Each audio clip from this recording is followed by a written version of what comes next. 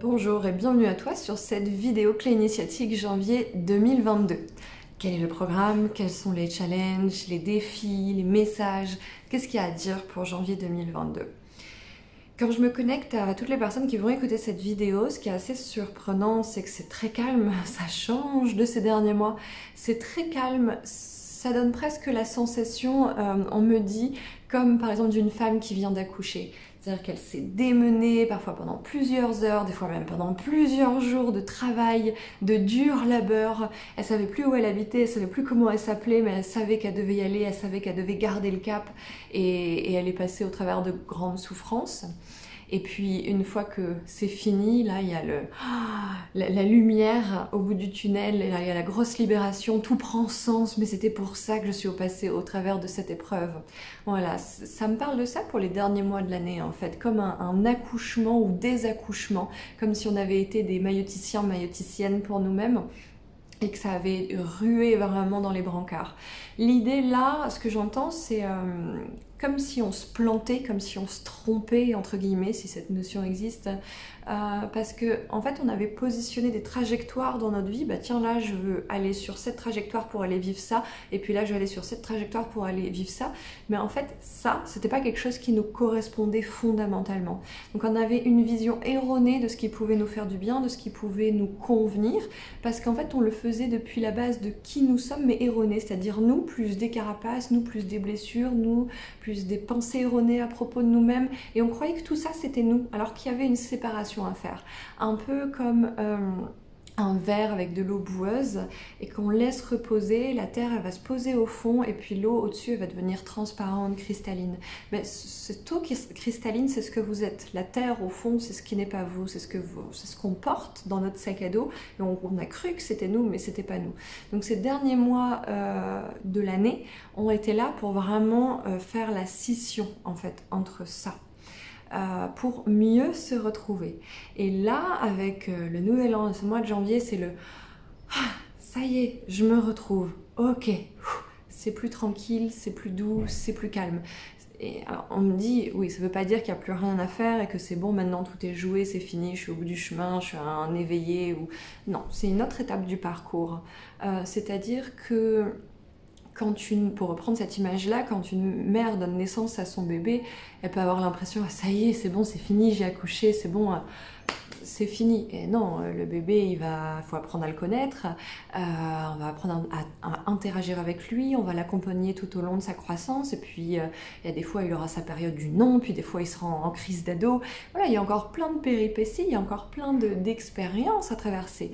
Mais en tout cas, celle de l'accouchement, oui, momentanément, elle est, comment dire, elle est finie. Là, on passe à un nouveau cycle. Ce que j'entends, c'est l'idée d'apprendre à se connaître, à se reconnaître. Qui suis-je réellement? Et là, je trouve toutes les croyances limitantes que, par exemple, l'éducation, la société nous a fait peser sur les épaules. Voilà. Et donc là, en janvier, ça va être beaucoup plus facile, en fait, de prendre ça, là, les restes. Si on a bien, entre guillemets, bien fait son boulot les derniers mois de l'année, maintenant c'est comme s'il restait que des restes, ou comme si hop, on avait juste à apprendre et tout venait tout seul en fait. Ces croyances limitantes, etc., etc. Voilà. Il y a une posture forte qui nous est demandée, c'est en même temps qu'on découvre de plus en plus qui l'on est.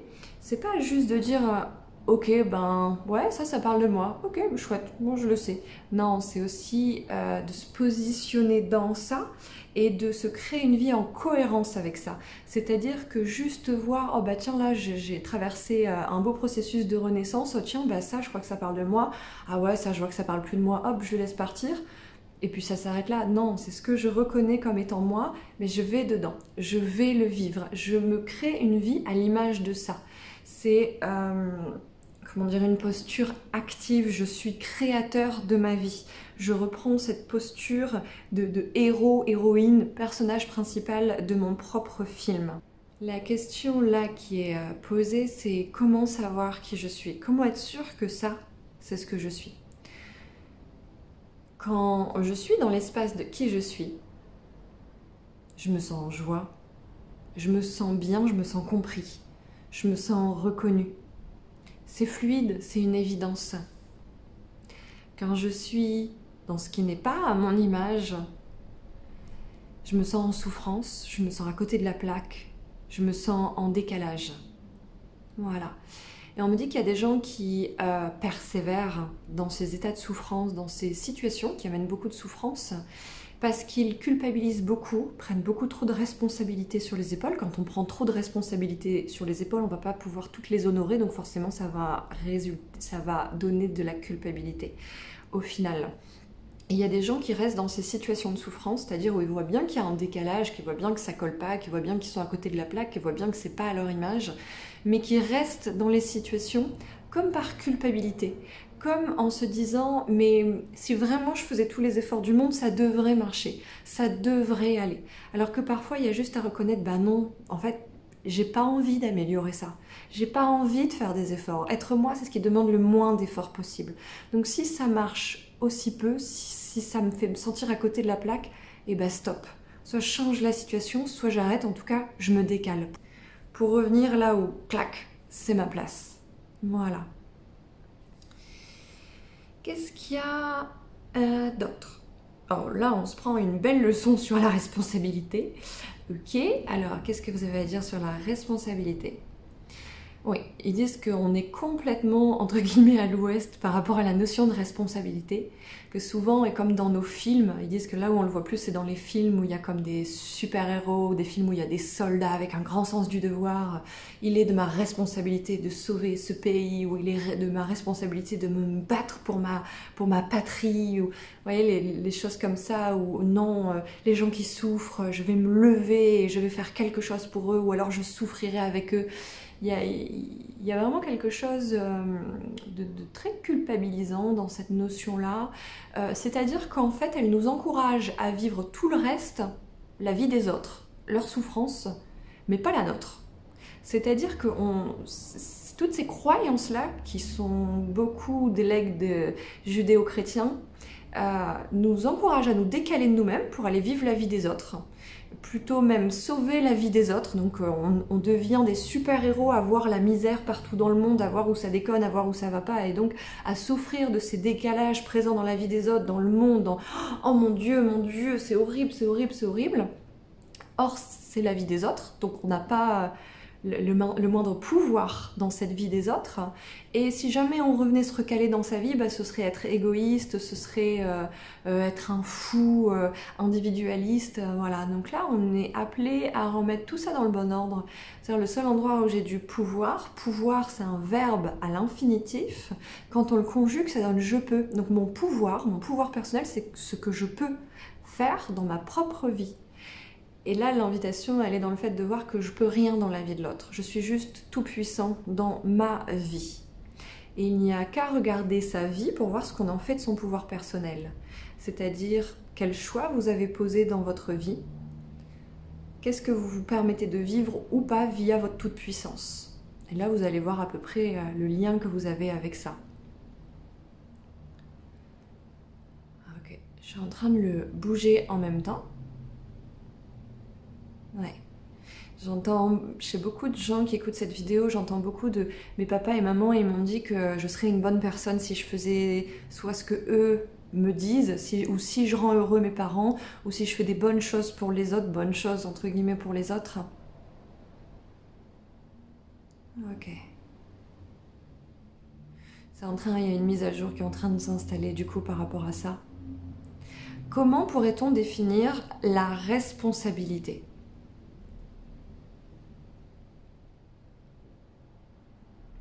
Être responsable, ils sont en train de me dire, c'est se lever pour quelque chose. Mais ce quelque chose, c'est toujours là où on pourra déverser notre pouvoir personnel. Or, on ne le peut pas dans la vie de l'autre. Sauf quand on est parent vis-à-vis de ses enfants, c'est-à-dire que les enfants, petit à petit, au plus ils évoluent en conscience, au plus on leur remet 100% de leur responsabilité. Mais on le fait petit à petit pour qu'à chaque fois ils s'habituent à un niveau supérieur, puis quand ils savent le gérer, on leur donne un peu plus, puis un peu plus, un peu plus. En tout cas, c'est censé être comme ça. Donc à la limite, je peux être responsable de mes enfants ou d'être, ça peut peut-être être un animal, ou voilà, qui serait comme sous ma responsabilité. Sinon, autrement, je ne peux être responsable que de moi, sachant que chacun a pleinement sa responsabilité en tant qu'adulte. Si je me positionne comme étant responsable de l'autre, par exemple en voulant le sauver ou que sais-je, ça veut dire que je le reconnais tel une grosse victime, qu'il n'est pas capable de se rendre heureux par lui-même, que c'est un enfant, je l'infantilise. Voilà. Et si au contraire, moi, je me positionne en tant qu'enfant vis-à-vis de l'autre, en tant que victime vis-à-vis de l'autre, je suis en train de lui faire comme un processus de manipulation pour lui dire « Hé, viens t'occuper de moi, viens m'aimer ». Voilà. Super, ça a fait bouger. Donc je reviens dans ma vie et je suis responsable de mes blessures. Alors là, c'est la phrase que j'entends. Qu'est-ce que ça veut dire? Ça veut pas dire que c'est de votre faute. Pour moi, ça veut rien dire ce mot-là. Ça veut juste dire que c'est votre chemin, que quelque part, ça résulte de vos choix, qu'ils soient conscients ou inconscients sur des plans très concrets ou très subtils, qui proviennent de votre âme ou de l'être humain que vous êtes. À la limite, là, on s'en fout, c'est votre choix. Votre vie, c'est votre choix. Tout ce qui se passe dans votre vie, c'est l'absolu résultat de tous vos choix. Voilà. Ok. Ah, ça plaît pas à tout le monde. Parce qu'il y en a du coup chez lesquels ça déclenche d'énormes culpabilités. Oui, mais si j'ai vécu ça tellement dur, ça veut dire que c'est ma faute. S'il y a quelqu'un qui m'a fait du mal, ça veut dire que c'est ma faute. J'ai pas dit ça, tous les jeux, dans une expérience, on le vit à plusieurs. Mais ça veut dire que la part que vous avez ramenée dans cette co-création, vous êtes responsable de cette part-là, de ce choix-là. Ok, c'est en train de bouger encore. Ouais. Derrière, ce que je retrouve caché derrière tout ça, c'est les carences affectives, la carence d'amour. De nous étant enfants, donc vis-à-vis de nos parents surtout, j'aurais voulu être plus aimée, j'aurais voulu être plus reconnue dans mon individualité, j'aurais voulu être plus encouragée, j'aurais voulu être plus ceci, plus cela, et du coup je rejoue tout le temps tous ces jeux en fait dans mes relations. Là, c'est rigolo, on me demande de passer à la définition de l'ancrage ou à une notion de l'ancrage. Être ancré, ça veut dire être pleinement connecté à soi dans son incarnation sur cette terre, à l'humain que je suis. Quand je suis pleinement ancrée, je suis pleinement nourrie de mon expérience, parce que je suis pleinement assis en moi. Et je peux donc en récolter tous les fruits, je peux donc être nourrie. Vous allez voir, un arbre, s'il n'a pas de racines dans la terre, les fruits ne vont pas pousser, il ne va rien récolter du tout. Alors que quand on est bien enraciné, qu'on peut donc récolter beaucoup, on va être nourri. Et donc l'ancrage serait comme une solution à ce qui vient d'être évoqué comme problématique précédente, le fait de ces carences affectives, de ces blessures qu'on rejoue, parce qu'en fait, qu'est-ce qu'il y a en dessous de ça? C'est via toutes les petites manipulations qu'on met en place dans nos relations, par exemple. Le but, c'est de récolter cet amour, cette énergie pour combler en fait nos carences de l'enfance, etc., etc. Sauf que ça marche pas, sinon au bout d'un moment, on arrêterait de le faire. Donc l'ancrage, c'est-à-dire moi qui va pleinement en moi-même m'incarner, me concrétiser pour ensuite en récolter les fruits, ça veut dire que je deviens autonome dans cette boucle d'amour. J'arrive à être mon propre système autonome. Voilà, donc le jour où on sera tous ancrés, il n'y aura plus de problème sur la notion de responsabilité, sur les blessures liées à aux carences affectives, etc., etc. Mais c'est un idéal, on est d'accord, c'est quand on sera tous à 100% ancrés. Est-ce que ça arrivera un jour? Je crois pas de sitôt, mais ça arrivera un jour. En tout cas, il y a de plus en plus de personnes qui cheminent vers ça et merci à vous d'être en train de vous poser la question et de vous rapprocher, de converger vers ça parce que vous soulagez en même temps tout le collectif. Et à chaque fois qu'il y a une personne qui se rapproche de plus en plus de cet ancrage, c'est-à-dire de cette circulation d'amour à l'intérieur d'elle qui la rend autonome, pas indépendante. J'ai pas dit ça. On est des individus sociaux, on aspire à ce lien social pour se rencontrer justement, pour se nourrir de soi-même via l'autre, via le miroir qui nous renvoie. Oh, ok, super. C'est génial parce que parmi des personnes qui écoutent au niveau inconscient, ce que ça dit, ah mais j'ai enfin compris à quoi ça servait l'ancrage. On essaye de me le vendre depuis un certain moment, mais je comprenais pas à quoi ça servait d'être ancré, à part diminuer le mental, ça, bon ok, mais sinon je voyais pas à quoi ça sert. Ça sert à ça aussi, à être nourri. Le flux d'abondance, il passe par le flux d'ancrage. C'est récolter la richesse à l'image de ma propre richesse. Mais je peux le faire que quand je suis en lien avec moi et pas quand je me décale pour aller voir dans la vie de l'autre ce qui se passe. Super, ça s'est bien recalé là. Oui, il y a des choses qui ont bougé, c'est chouette. Ok. Il reste une question à laquelle il faut répondre, c'est ok, on a balayé ces notions-là et maintenant je fais quoi concrètement au quotidien en fait? Parce qu'il y a des gens qui vivent comme des petites ou grandes peut-être nuits noires de l'âme, c'est-à-dire que y a beaucoup de choses d'eux-mêmes qui se sont détachées là dans ces derniers mois de l'année, des choses qu'on croyait être nous-mêmes mais qui ne l'étaient pas, qu'on a mis à jour notre paradigme, on s'est rendu compte qu'il y avait des choses en fait on les faisait mais par automatisme, par habitude, par blessure, par processus défensif, on se dit en fait merde pourquoi je fais ça, mais non c'est pas moi. Donc on a détaché tout ça. Et une fois qu'on détache tout ça, ça donne une sensation de vide, on a l'impression de plus savoir qui on est, où on campe, où on habite, on sait plus ce qu'on a envie de faire, on est un peu paumé, quoi. Il y a un grand vide, c'est je sais pas où je veux aller, s'il est question d'un déménagement, je sais pas avec qui je veux être, s'il est question de relationnel, professionnellement, je sais pas exactement sur quelle activité je veux me concentrer, c'est voilà, il y a du vide, il y a du néant en fait, et je suis paumée devant ça. Donc comment faire quand c'est le cas? Ah, et là ça me dit mauvaise foi. Parce qu'on va parler de quelque chose, mais apparemment on est beaucoup à être en mauvaise foi par rapport à ça. C'est en fait quand il y a ce vide-là, tout qui s'est écroulé, et que maintenant il reste à reconstruire. Simplement, c'est accepter de ne pas connaître, de ne pas maîtriser. Le mental, lui, il fait seulement avec le passé. Donc quand vous avez fait un gros reset sur le passé et que vous allez rechercher au niveau mental, il va vous ressortir que des trucs de l'ancien programme, puis ça va vous énerver parce que vous allez dire mais du coup je sais pas ce que je veux faire. Je sais ce que je connais, je sais ce que je sais faire, je sais ce que j'ai déjà fait, mais le nouveau là, le maintenant, je sais pas. Donc la réponse ne se trouvera pas dans la tête, la réponse ne se trouve que dans votre bas-ventre ou dans votre bassin.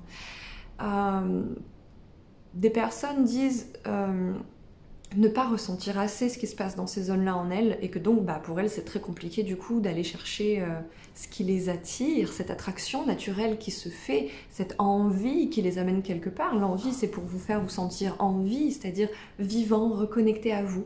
Et ça c'est le bassin, le bas-ventre qui vous amène là-dedans, pas la tête. Donc en soi il y a juste à suivre ces envies en acceptant de ne pas connaître à l'avance ce que va donner l'expérience. Mais pour ceux qui ont du mal à sentir de quoi ils ont envie, c'est vraiment ce qui vous attire naturellement. Vous pouvez faire un jeu tout simplement en mettant des propositions sur plusieurs feuilles, puis vous les mélangez face retournée, et puis vous montez ensuite debout sur ces feuilles face retournée en ne sachant pas la proposition que vous avez inscrite de l'autre côté, et fermez les yeux et voyez si votre corps il tombe plutôt en avant ou plutôt en arrière.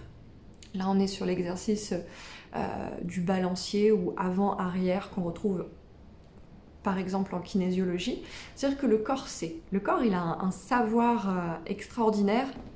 Il peut même connaître à l'avance. C'est-à-dire qu'il y a des expériences qui ont été faites où, par exemple, on passait des images sur un ordinateur à des personnes et on laissait à chaque fois un écran noir pendant 10 secondes avant que l'image apparaisse. Et la personne devait cliquer si elle se sentait, si elle avait peur ou si elle se sentait bien.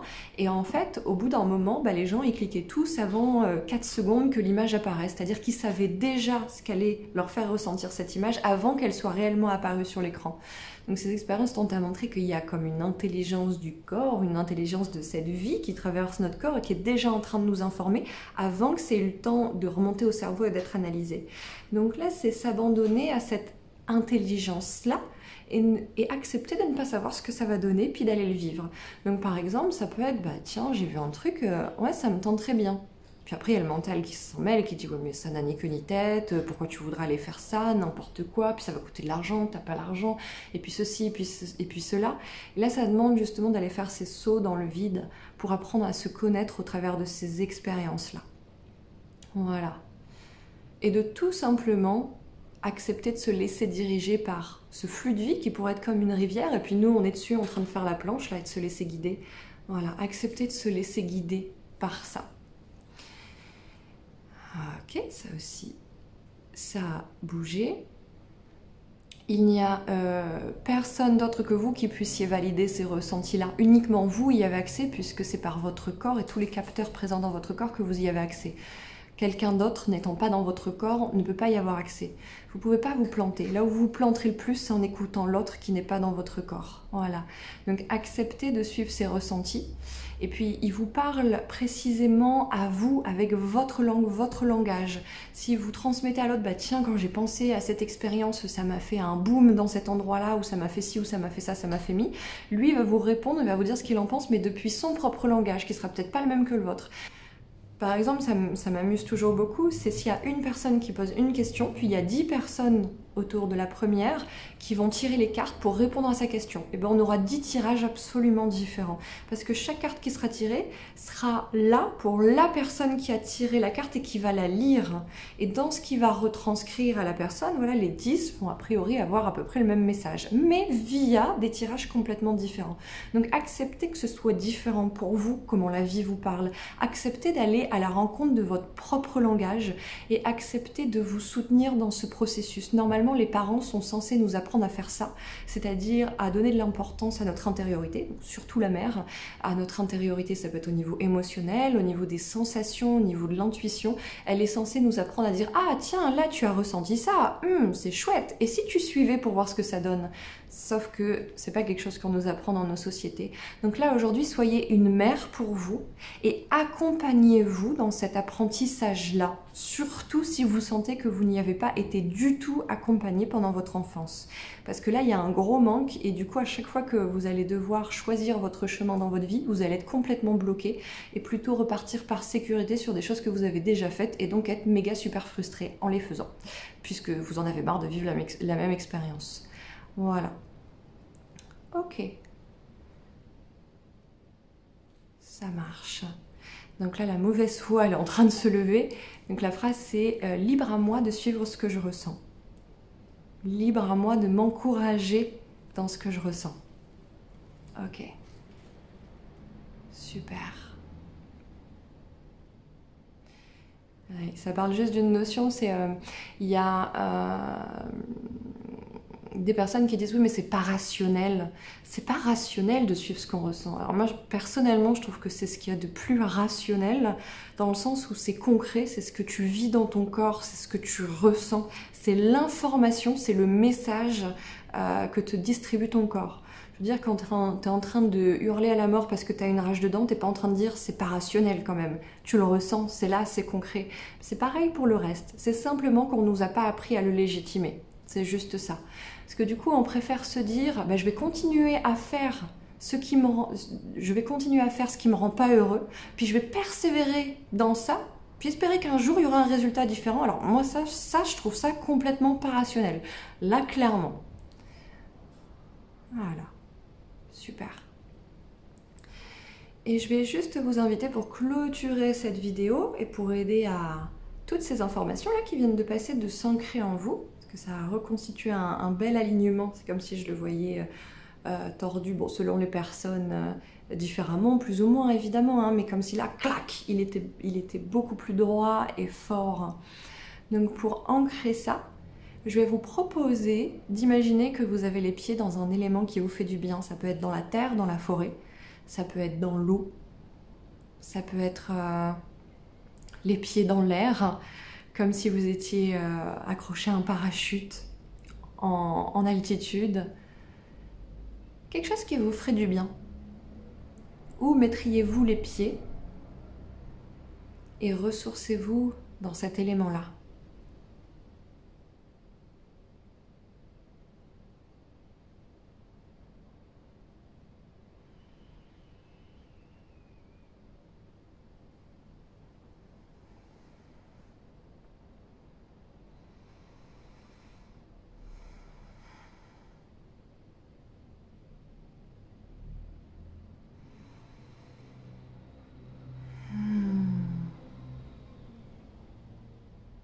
Super.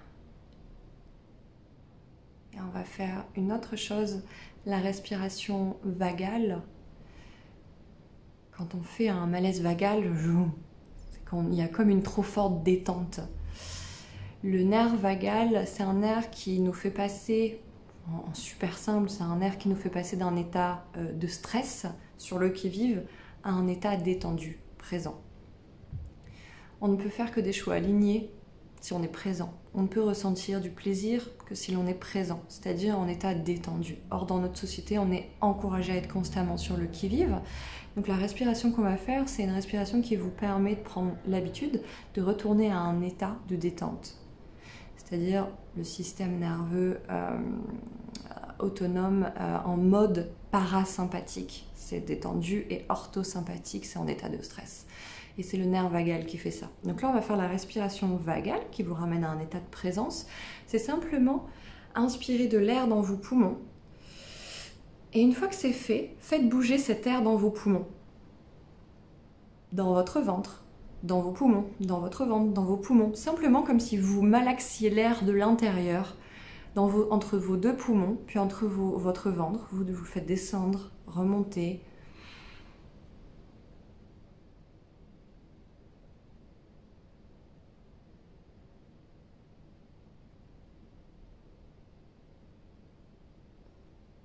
Et quand c'est bon, vous expirez, vous faites une pause, on ne respire plus.